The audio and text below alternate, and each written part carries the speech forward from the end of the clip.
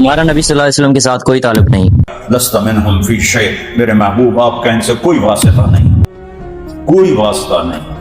سوچیں اگر قیامت کے دن آپ کو یہ الفاظ بولے جائیں کہ آپ کا نبی کریم صلی اللہ علیہ وسلم کے ساتھ کوئی تعلق نہیں، تو آپ کا کیا بنے گا؟ اور یہ بات میں اپنی طرف سے نہیں، اللہ کی کتاب یعنی کہ قرآن سے بات کر رہا ہوں۔ سورۃ الانعام آیت 159۔ جن لوگوں نے اپنے دین میں بہت سے رستے نکالے اور کئی فرقے ہو گئے، ان سے تم کو کچھ کام نہیں، ان کا کام اللہ کے حوالے، پھر جو کچھ وہ کرتے ہیں وہ ان کو سب بتائے گا۔ قرآن میں پہلے ہی بتا دیا گیا ہے کہ اے نبی کریم صلی اللہ علیہ وسلم، آپ کا ان لوگوں کے ساتھ کوئی واسطہ ہی نہیں ہے جنہوں نے اپنے دین کو فرقوں میں بانٹ لیا۔ میرا آپ سے ایک معصومانہ سوال ہے کہ ہمارے نبی کریم صلی اللہ علیہ وسلم کیا تھے؟ کیا وہ سنی تھے یا شیعہ تھے یا پھر مسلمان تھے؟ سورہ روم آیت 32۔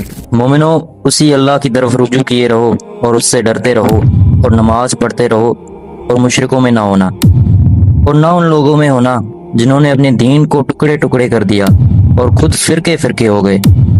سب فرقے اسی سے خوش ہیں جو ان کے پاس ہے۔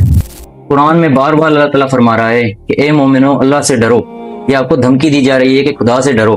اس کے بعد اللہ تعالیٰ نے حکم دیے ہیں کہ نماز کو قائم کرنا اور مشرکوں میں نہ ہو جانا، کیونکہ نماز ہی ایسا واحد کام ہے جو مومن اور مشرک میں فرق دلاتی ہے۔ اس کے بعد اللہ تعالیٰ نے دوسرا حکم یہ دیا ہے کہ ان لوگوں میں نہ ہونا جنہوں نے اپنے دین کو ٹکڑے یعنی کہ فرقوں میں بانٹ دیا۔ اللہ تعالیٰ آپ کو حکم دے رہا ہے کہ فرقے میں نہیں ہونا، خود کو ایک مسلمان کہنا ہے، جیسا کہ ہمارے نبی کریم صلی اللہ علیہ وسلم اپنے آپ کو خود مسلم کہتے تھے۔ ان مسئلوں سے نکلیں اور خود قرآن کو پڑھیں۔ جب تک آپ قرآن کو نہیں پڑھیں گے آپ کو کچھ بھی سمجھ میں نہیں آئے گا۔ ہر مولوی، ہر فرقے والا اپنی ہی بات کرے گا۔